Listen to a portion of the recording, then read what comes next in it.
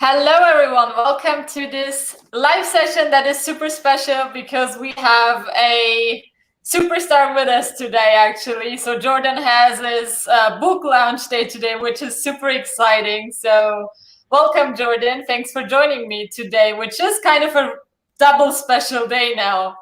Yeah, absolutely. Thank you so much, Sanem, and I appreciate you inviting me on and I have to tell everybody that I appreciate you double time because you were actually one of the first readers and an endorser for my book that comes out today.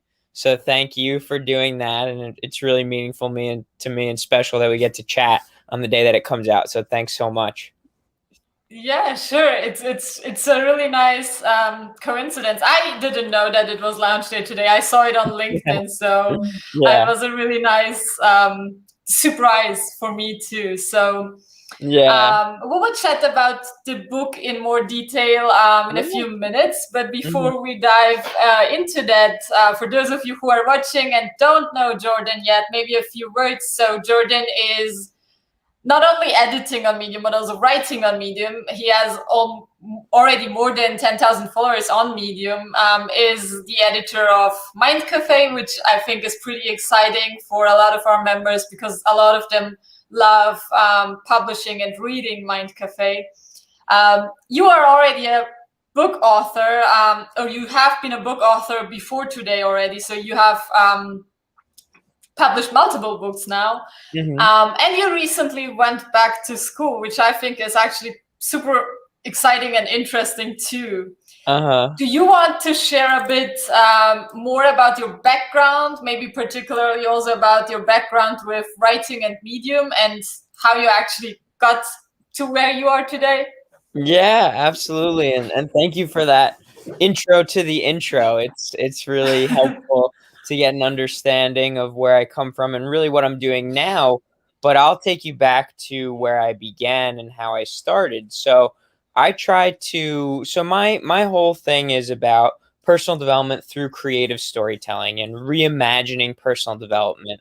And the quick reason for that is because we're all trying to learn about personal development. We're all trying to think in ways that are very self-helpish, and we're in the helping profession trying to help others. But I wanted to do something that stood out. So I found this little niche of personal development through creative storytelling where I now write like basically embellished nonfiction stories from my own life, my friends' lives, my anecdotes that I've heard, tales that I've heard, and I create lessons out of those. So I share fables and parables and allegories. And the first trace of my love for stories, I try to think about little breadcrumbs that were dropped throughout my whole life. And I think the first one was growing up, my dad always used to write poems for momentous occasions in other people's lives. So, my grandparents' wedding anniversary, he wrote this beautiful poem that documented basically their lives together and their relationship. Or my mom's birthday, he did the same thing that kind of was a timeline of what happened in my mom's life and mentioning all of the characters that played a role in her life. And it was very beautiful and very poetic to see him as a storyteller share through the lens of a human story and how they came to where they were currently. So that was really the first trace, and that was my whole childhood growing up. And then the second breadcrumb I always think about is when I was in eighth grade English class. I was a good student. I got good grades and I did well and I went to school and did my thing, but I didn't really love school. I didn't like learning that much. I just wanted to play sports and hang out with my friends. But it wasn't until eighth grade I had an English teacher named Mr. Duran who really made learning fun. He made education an opportunity to enjoy learning. And I remember the first book I ever didn't Spark Notes, right? For anybody who had Spark Notes growing up, it was just like brief summaries of books, so you didn't have to read the whole thing. I think the first book I read in full was when Mr. Duran gave us Animal Farm because we were learning about the Russian Revolution, but it was through the lens of these animals on a farm, and it just clicked for me. I understood it. I wanted to learn about them. I like never before, you know, it didn't just feel like memorization anymore. It felt like I was really learning. So after that class, I kind of had those two experiences in the back of my mind, but I kind of played tug of war with, do I pursue something creative and different and entrepreneurial, or do I stay along the traditional path? And for a long time, I stayed along that traditional path, Sanem, and I went to college and I studied economics because my friends told me to, and I played soccer and I was in a fraternity, and that's the route. And people told me, you know, older people said, get a job in finance, make a lot of money, live a good life.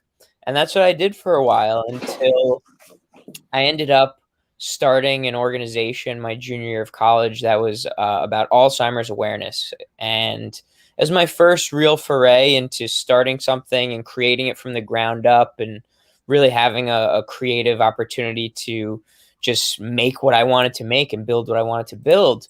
And then after that, I decided to go into a master's program focused on management. And that was the year I started to listen to podcasts and read personal development books and just absorb TED Talks and everything I could get my hands on that was about passion and purpose and living a life of fulfillment and meaning. So I ended up after that year going into one job for a little bit that I thought was my passion, but it didn't end up panning out. And after I quit that job in November 2017, I said, you know what? I feel like this is a time to just take a little bit of a break, but do something cool that I'll have for the rest of my life. And I self-published my first book in January 2018, and it was the first thing I had written since high school. I was an economics major, so I didn't write essays or anything in college. So that book was my first thing I wrote since high school. And then after I self-published actually is when I went on to Medium, because once I came out with the book, I started reading like what do you do when you have a book out in the world? And that's when I tried to start growing my personal brand, my writing, my editing, speaking, coaching, and all that good stuff. So that's a little bit about the journey. And then since then, this is my third book. I had a book come out last February. Not the best timing, but another cool experience. And, you know, I've been able to meet some really cool people and have some amazing conversations like this and just be helpful to anybody on their personal development journey or storytelling journey, writing journey along the way. So, like I said, I'm just super That's so exciting. Yeah. That's so nice. And I love your claim of reimagining personal development through creative storytelling. That's actually something I would love to dive deeper into. I just saw that someone commented there is an issue with the video. I am not sure because nothing shows up on my end. If there's still an issue, please let us know in the comments. But I couldn't figure out whether there's something wrong, or just let us know in the comments if you can clearly see and hear us when we keep going. But thank you, Jordan, for the beautiful introduction. That's really nice. I think a lot of people will be able to resonate with that, actually. You know, first tapping into the traditional career because, well, it's also because we lack the courage, I believe, at the very beginning, and it just feels a bit safer to do what grandparents tell us to do or would love for us to do, etc. But in the end, it somehow ends up, you know, you somehow end up doing what your desire deep within tells you to do. And it's really nice to see that you have had the very same path that so many people actually seem to have these days. And what I particularly love about the storytelling aspect, to be honest, I read your book in December, right? The newest book you published. And I think that, so I don't know the two other books, but that one is the perfect example for me of how to use that creative storytelling, just like you mentioned, in a really helpful and genuine way. So if any of you watching to this, if you are wondering how to incorporate your stories into a bigger picture and actually tell a story, but package it in a helpful message, that's the way to go, and we will link to the book at the end of the interview so that you can actually check it out. But it's a really nice way of packaging really valuable lessons, and I think you did an amazing job doing that with that. Thank you. Talking about your claim, so you say reimagining personal development through creative storytelling, right? That's how you stated on LinkedIn. I actually love that. And I thought a lot about that because I've just been recording a ton of videos today so I'm totally recreating my course. And I recorded a module today called, recreating your unique writing personality. Oh, and cool. I love how you can actually communicate your topic, but also communicate what you do differently. And I think you do that really nicely when you say reimagining personal development through creative storytelling. Yeah. Do you have any kind of, technique, strategy, tip on how to come up with that? How you came up with that idea? Like, was it obvious to you that you are combining personal development and storytelling? Yeah, so I think I see personal development through creative storytelling through the lens of another story that I'll share with you. So when my brother was a little kid and I was just a baby, so I was there, but I'm telling you the story through somebody else telling me the story. My brother had cream cheese all over his face, and he wouldn't take the cream cheese off of his face, no matter how much my mom or dad told him to get the cream cheese off of his face. And my grandparents told him to get the cream cheese off of his face, and they just said, Adam, take that cream cheese off of your face. Like it looks silly, and it looks like, that's not, you can't live your life with cream cheese on your face. And he just said, no, I'm keeping it on my face, and he wouldn't take it off. So they're trying to convince him to get the cream cheese off of his face. And then all of a sudden, my dad says, Adam, you're going to get cream cheese-itis. And my brother's face just went totally red. Like, you could see the redness through the white cream cheese on his cheeks. And he said, what's cream cheese-itis? And my dad said, you've never heard of cream cheese-itis? And Adam said, no. And my dad says, well, cream cheese-itis is this really scary disease for little boys who don't take the cream cheese off of their face. And Adam's looking and he's saying, okay. And my dad says, so you can keep the cream cheese on your face, that's fine. But if not, you're going to get cream cheese-itis. And literally within seconds, he grabs a towel and takes all the cream cheese off his face. And he says, I don't want to get cream cheese-itis. I don't want to be like all those other little boys who have cream cheese-itis. Like, that's not me. I don't want to have cream cheese-itis. How old was he at the time? He was probably 6 or 7. So I share that story because we have this juxtaposition there between prescriptive self-help advice versus personal development through creative storytelling, right? So with most personal development and self-help, and by the way, I love personal development and self-help in the traditional form, so I'm just sharing a different modality. But in this story, we have hey, you shouldn't have cream cheese on your face. It's going to cause a rash. It's not good for you. You'll live a better life if you don't have cream cheese on your face. And that'll work for a lot of people. But it didn't work for Adam, right? So my dad had to get creative.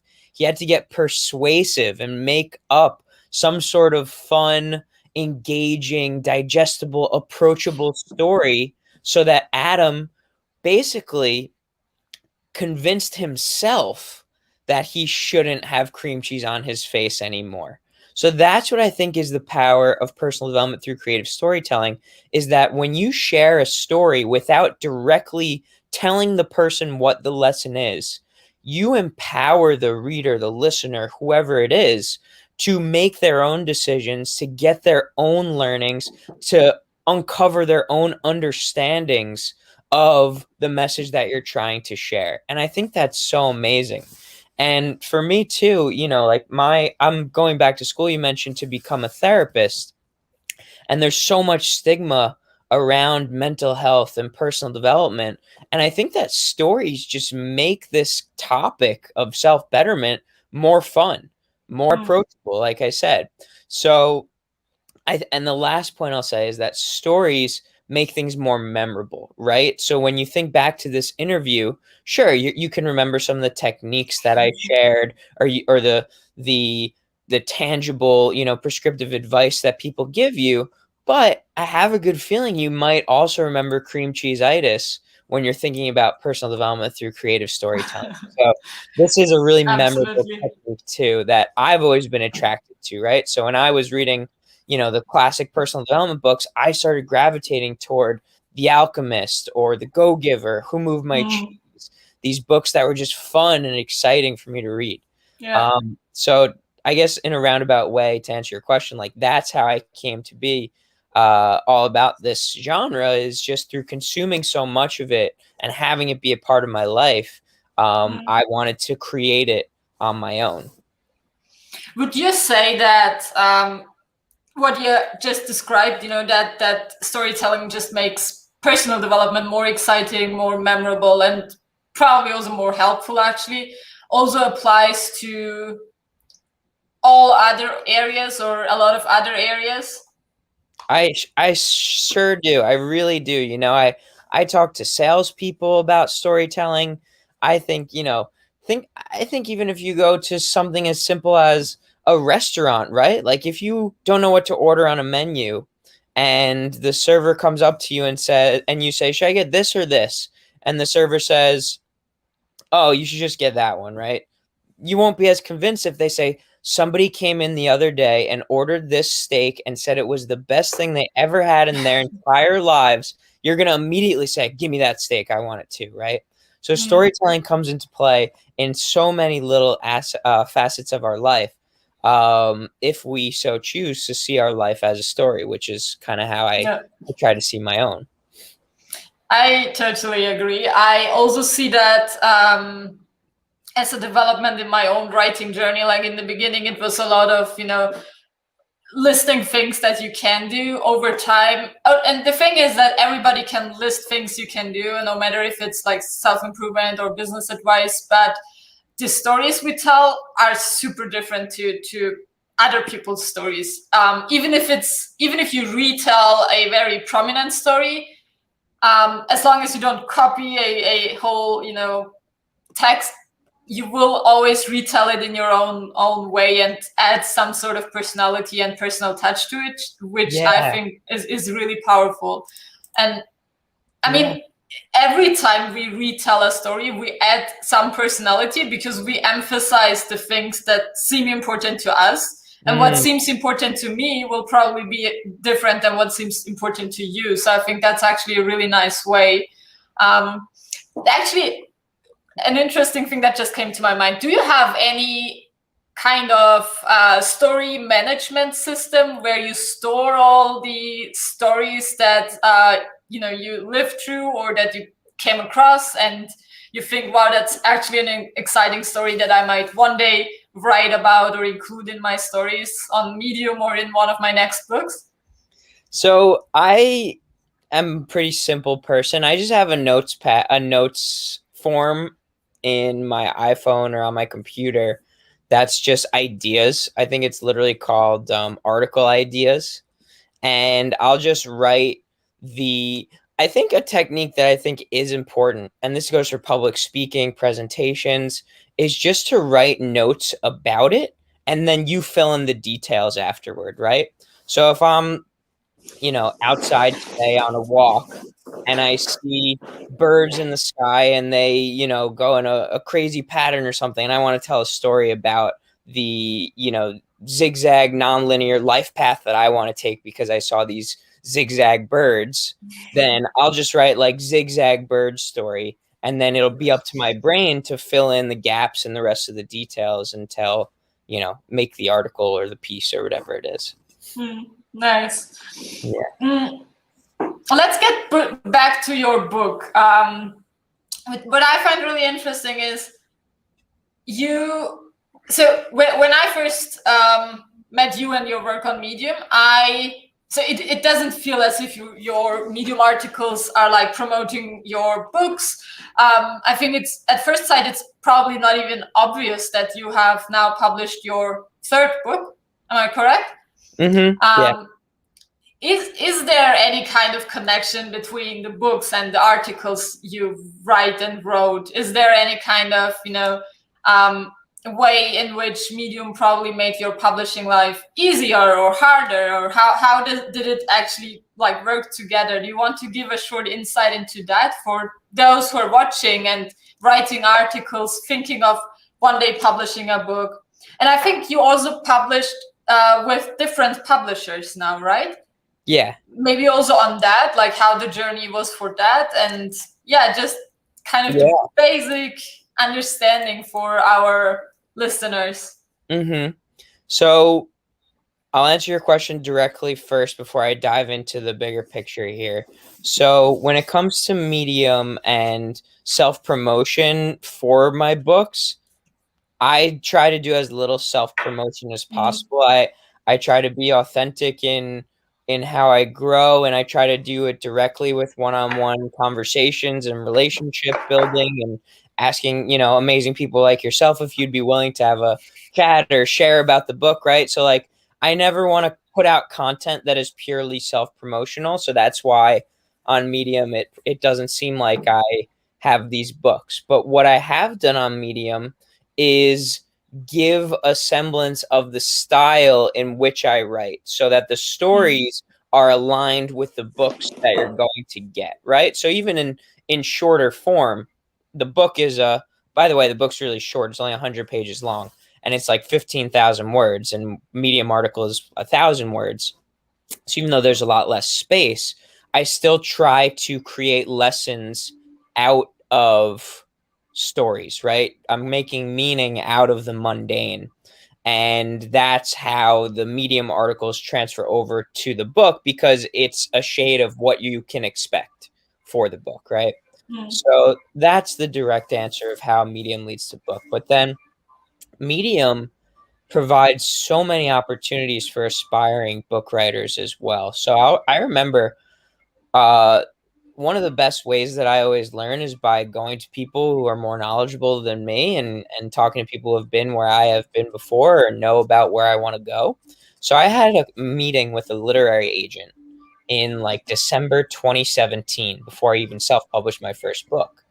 And he was telling me about the publishing world and the literary world, because I didn't know anything about it. I went to business school, and I was running this organization, and I went into the restaurant world actually right after school, and then I quit and just decided to write a book.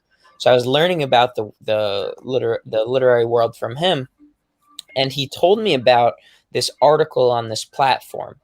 And the article was called "The Crossroads of Should and Must."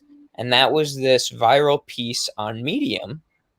And it got so many views like 5 to 7 years ago that the author was approached by a literary agency to get representation. And then afterward, they got a publishing deal, and The Crossroads of Should and Must went from a Medium article to a fully traditionally published book, right? Yeah. That is that is the I didn't know that example, but I know there are a few others that are actually very similar. So for those watching, if this is like the first time you hear that, I was kind of shocked when I heard it, but I know there was one lady at Google who wrote an article that then turned into a book, and she left her job at Google. And I think there have been a bunch of similar stories. So this is actually something that happened to a few people actually in the past years, which is really nice. Yeah, exactly. So that's like the dream, right? That's the ideal scenario. And what's beautiful to me is that it's possible, right? It's been done, so it can be done again. That could be you. That could be anybody who's listening right now. So there is that definite hope that every story you write can have that potential success and that potential route afterward. So when I heard that, I just thought all about how this platform was a great opportunity to grow as an author, because any article could lead into a book, literary representation, a publishing deal, or whatever. So that is like the direct correlation too. But then what I'll mainly say for my own personal journey on Medium is three things. One is audience growth and connection to people who want to read what I'm putting out there. So growing and getting followers and fans is it's exhilarating, and it's a great process of having to learn like what works and what doesn't work, and what can I throw out there, what gets a lot of views and what doesn't, right? So that's always fun. Just trial and error, a lot of experimentation and audience growth, on a more tangible level, somehow trying to get the audience to go into an email list, and that email list is where you can sell the book, right? And then little calls to action about the book here and there as well. So audience growth has been important. And then the second thing is getting to know my own style. And we'll talk more about this because I know we're going to talk a little bit about Mind Cafe and ideas and tips for writers who want to be a part of Mind Cafe. But as a writer on my own writing journey, Medium has been such an amazing place to get to know my own style, not only through writing so much, but also through reading so much, consuming so many different articles on there saying, hey, I love this person's personal anecdotes. I don't really like this person's attention to research. I do love this person's attention to research, but that's how I want to do.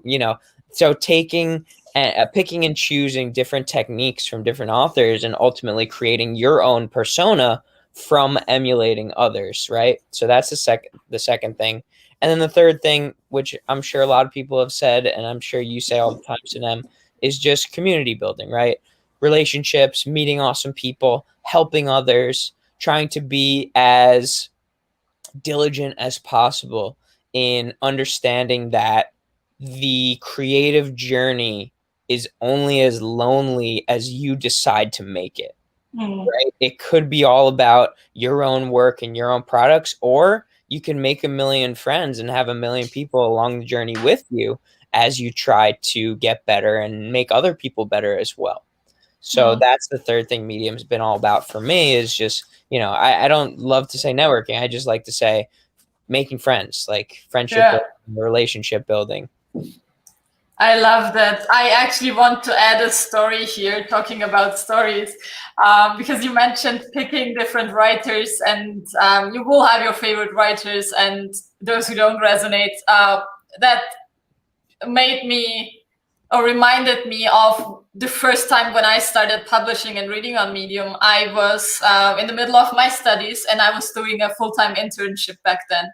And I had kind of a desk at the corner of the office, so nobody was really crossing the hallway behind me. So I was actually on my own all the time, and I literally had, I don't know, so on busy days I had 30 minutes of work to do, and I sat there for 8 hours a day, and it was horrible. So it was a huge corporate. I didn't have anything to do, and it was when I discovered Medium. And even though I was on my own in that corner in the office, I hesitated to have the Medium tab open on my screen, for example. And back then I was printing out Medium articles of the writers that I tried to learn from back then. So I remember I printed out a lot of articles from people like, I think, Thomas Appong, for example, because I was hosting a lot of workshops on habit building, etc. And I studied a lot of his content. When it came to learning about writing on Medium, I think I had a ton of articles printed out from Tom Kubler, and I guess even from Danny Forrest. And the funny thing is, I recently found all these stacks of printed out Medium articles because I still had them in a order in a kind of a map on my desk. And it's so funny because I was trying to hide those Medium articles and didn't want to have them open on my desktop in case anyone would see me doing that or reading those articles. So I printed them out, had a marker, and read them on a piece of paper. So I think I'm one of very few people who actually studied other writers by printing out their articles. I love that. That's great. Overall, and I would not necessarily recommend doing that. It's not environmentally friendly, and if it's not necessary, don't do it. But for me, it was the only way to comfortably read the stuff without having to check whether someone would catch me on Medium, and so that I don't get any troubles, because I literally had no work to do, so I wanted to use my time in a meaningful way, but still tried to hide my screen. Yeah.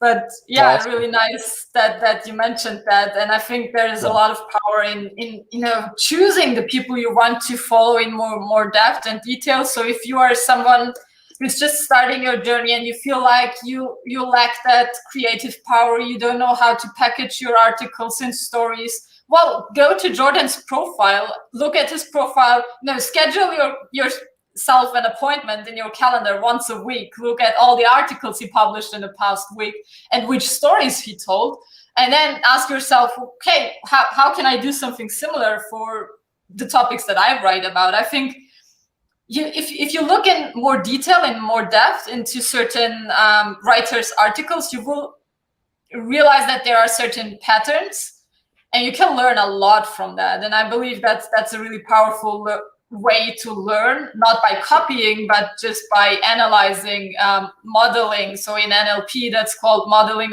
of excellence. Take what's there and add your own twist, your own personality, your own stories, and make it your own. But you don't need to start from scratch. You don't need to start from zero. You can get started by learning from somebody who seems to have mastered it.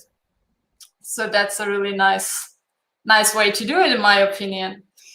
You already talked about Mind Cafe and how a lot of people are wondering which mistakes they make and what they could do better in the future if they want to get accepted. You've been managing the submissions at Mind Cafe for a year now, is that correct? Yeah, What would you say are the most common mistakes that lead to rejections? So this is when I get more into the specifics as opposed to storytelling. So I do want to give some tangible points here. So number one is a lack of originality. So number one, a lack of originality. And what I mean by that is you are recreating points or headlines or subtitles or subheadings that are very common and oftenly discussed, right? So you're writing a morning routines piece, and in the subtitles, you're sharing about the importance of meditation and exercise and drinking water, and sure, you can be the best writer in the world, but if you're going to share about something that is so often described, when at Mind Cafe we're putting out, max 12 articles a day from dozens and dozens of submissions, that's not one that's going to click with the audience because it's something that they've seen before. So number one is a lack of originality. Number two is a lack of credibility. So what I mean by that is you don't have to be an expert. You don't have to be a therapist to talk about psychology. You don't have to be an Olympic athlete to talk. What you need to do is establish some sort of credibility by either having personal anecdotes or anecdotes from friends or family members, or by going to research studies and sharing those within the piece itself, right? So the second one is a lack of credibility, building up your own credibility so that the reader says, so that the reader doesn't say, why should I listen to this person, right? You're answering that question of why should they listen to me? Well, because I did X research, or I had a chat with X person, or I did blah, blah, blah in my own life, right? So those are the two things I would say, is a lack of originality and a lack of credibility. Those are the main reasons why your article is not going to be published in Mind Cafe. But I would say even more so than Mind Cafe, like those are two big ideas and themes about how your article is going to get further read and understood and enjoyed. So that's really big too. Would you say, if you would turn the whole question around, that there are any best practices that you love to see? Like, is there any kind of, if you open a new submission, I assume that it takes you a few seconds to get a first overview and to have an assumption about whether it's going to be a fit or not. Yeah. What are the things that give you that make you say wow as soon as possible as an editor? Number one, first and foremost, is bringing something fresh to the table. What is a new idea that people would just be jaw dropped by? What's going to make somebody's jaw hit the floor? Are you talking about a new type of therapy? Are you talking about a total contradiction of traditional advice? Like, how are you making an argument that is just totally opposite what the majority, 99.99% of people are going to say or believe in or share? And then how are you justifying that argument? So that is by far the number one thing. Is if I see some sort of practice or some sort of idea or philosophy that is relatively unknown or little, like not very known, that is always going to catch my eye. It's going to make me read further to see how it is further explored and discussed in the piece. So that is by far the most important thing. And then the second thing for Mind Cafe is a particular, like, not necessarily stylistically, but a voice and some sort of personal style to it. Like, are you very authoritative in the way that you share your advice? Are you very much of a storyteller and it's all about persuasion through storytelling? Combining those two, like something original about the thought and idea and something original about yourself, that is what's so important. Yeah, so that's going to be really, really key. That's nice. I would love to add something here because I think it's really important, especially for people who are who recently joined Medium or who are trying to figure out what to do by what we recently discussed, discussed a minute ago, by saying, modeling people who seem to have figured out how certain things work. At the same time, I think if you go back in time and if you look at very successful posts from 3 to 5 years ago, or maybe even 2 to 5 years ago, you can see a lot of hugely successful posts that had those generic subtitles and worked really well. I think it's just getting harder and harder. So at some point, you also need to be very careful about to whom do I compare myself, and probably don't analyze, have a look at older articles that performed well, but be even more careful about the stuff that's performing well now, because the rules might have changed. If people have read the same type of article for the past 5 years on Medium and they are still on Medium paying the subscription, they probably want different articles and stories now.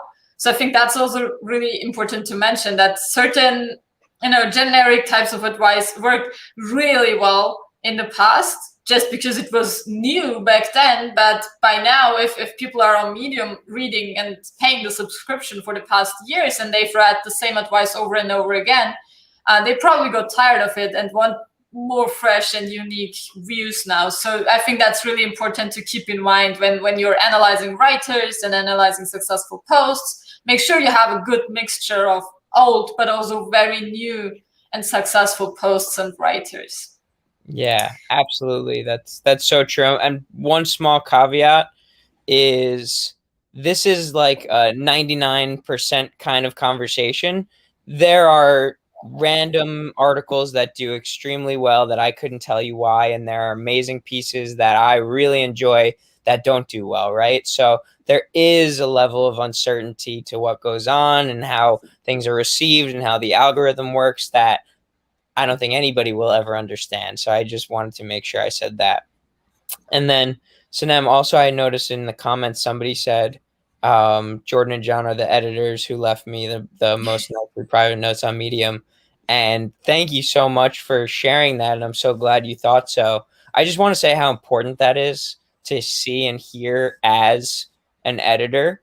I think something that Mind Cafe does, being on both sides as an editor and a writer, I think something that Mind Cafe does that I really made sure I tried to do when I came to Mind Cafe is I can say confidently that I have never copied and pasted like a rejection onto anybody's piece of the thousands and thousands that I've read. I think that every story deserves some sense of personalization, personal touch to it. And granted, I only just started doing the submissions like through our Jot form, so I'm not talking about those.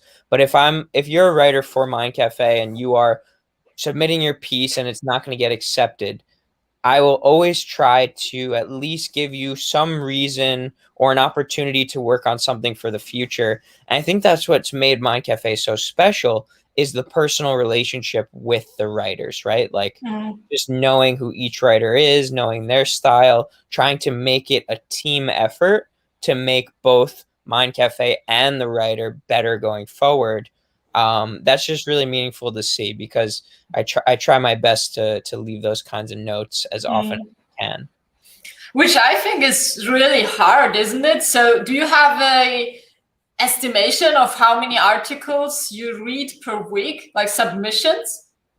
So now is a little different. For the last month, I've been doing both submissions for Medium. So if you're for Mind Cafe, if you're not a Mind Cafe writer, then you submit through the forum on Mind Cafe, and we get about 150 of those a week. I do it every Sunday, and I don't have the chance to write a note on those if it's not a fit.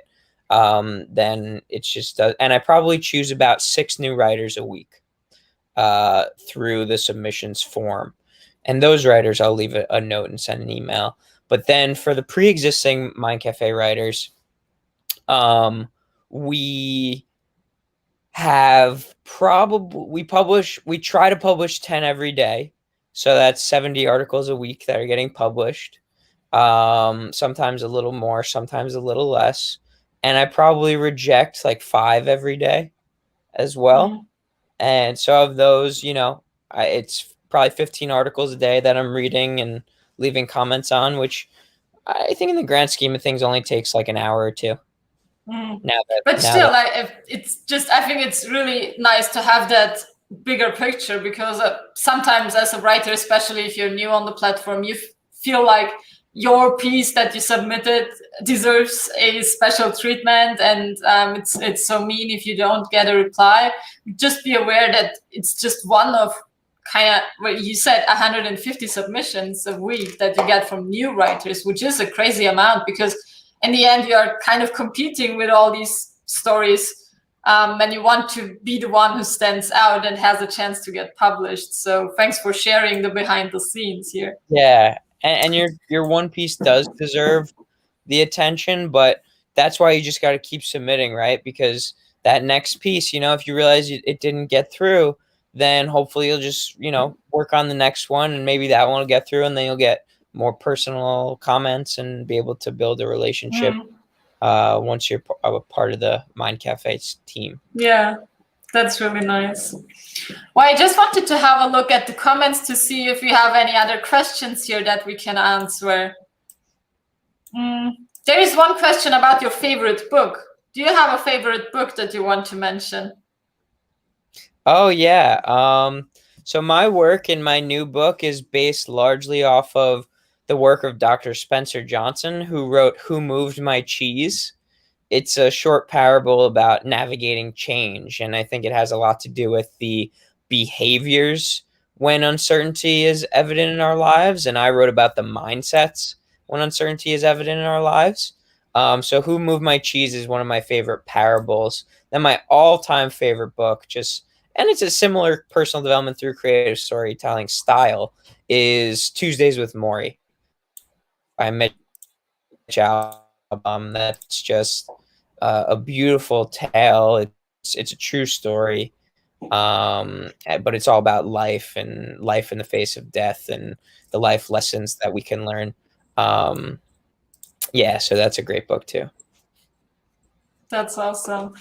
I will just put the link to Jordan's book in the comment section. So if anyone wants to check it out, you can have a look here at directly at the Amazon page, or you can have a look at I think that's a snippet, or you call it trailer, right? Yeah, so On it's like your a page. So if you movie. want to get an overview, Exactly. It's like a movie trailer, um, like a sneak peek at what it's about. yeah. So as I said, I that was actually a perfect timing for me. I read it back in December when kind of the yearly my yearly time off just hit, so it was really nice to calm down, to get a few fresh ideas, and I really enjoyed it. So highly recommend checking it out, especially also as a writer, just to see how you could incorporate these types of stories into your own articles, no matter if you're writing about self-improvement or something totally different. So I think there is a lot to learn for anyone watching this. All right, perfect. Jordan, thank you so much for joining me. That was a pleasure. Congratulations again to the book launch. I imagine that it was a day full of emotions for you, and I hope it's going to be a great launch day and week for the next few days. Thanks for joining me. Thanks for sharing all your insights. Do you have any final words, final tips, final story that you want to share with the community? Yeah, thank you so much for having me on, Sanem. And again, thank you for everything that you've done for me and reading the book and sharing about it and letting me talk to your audience. I hope everyone enjoyed. And this is just, a final thought, something to leave you with. It's my technique for storytelling, for ambitious goal setting, for everything in my life, really. It's a form of manifestation that I wasn't fully buying into the manifestation idea and just thinking something to fruition. I wanted to create more of a model and approach to it. So basically, when I think about storytelling and setting big goals, I created something called imagitivitation, and it's this 4-step process of imagining, right? Like that visualization piece. If you want to tell a story, like imagine what the story is going to look like. Or if you want to achieve a goal, imagine yourself achieving that goal. So it's imagination. And then the second thing is interpretation, right? I think starting with why is so important. Why do you want to achieve that goal? Why is that what you're imagining? Like really doing an introspective deep dive into your thoughts and your ideas and your ambitions. And then the third part is creativity. This is when you get to have your mind gets to have some fun, right? So one of my favorite quotes is by Albert Einstein. It's creativity is intelligence having fun. So you get to create, you get to think about your goals from a different perspective. Maybe you can reverse engineer them. Maybe you can try a different model to approach them. And you can create that awesome approach to whatever it is that you're trying to do.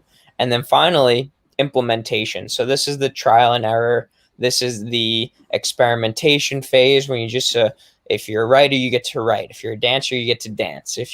And then you assess whether or not the tools and tricks and creative process that you designed is working, and you get to tinker with it and understand what's going to work best. So with storytelling, with goal setting, with life, I see it through the lens of imagitivitation. And That's beautiful. yeah, that's imagination and interpretation and creativity and implementation. So my final message is to use your imagitivitation. I know it's a tough word in whatever you're doing, right? That's the technique. That's how I think of these stories. It's just constantly, an understanding of how I see the world. That's beautiful. Thank you so much for sharing. Thank you for joining me. That was a real pleasure. It's an honor to have you here on your launch day, to be honest. It's really nice. Thank you all for listening and watching to this. Make sure to check out the links in the comments section. I'm sure you will love the book. And as Jordan mentioned, that's actually a really nice to read book to just shut down your mind after a busy day and get some really nice and positive thoughts. through the art of storytelling instead of, hard facts and research and study based claims. So that's something I can highly recommend. Thank you, Jordan. It was a pleasure. Thank you. Thank you. Bye. Bye.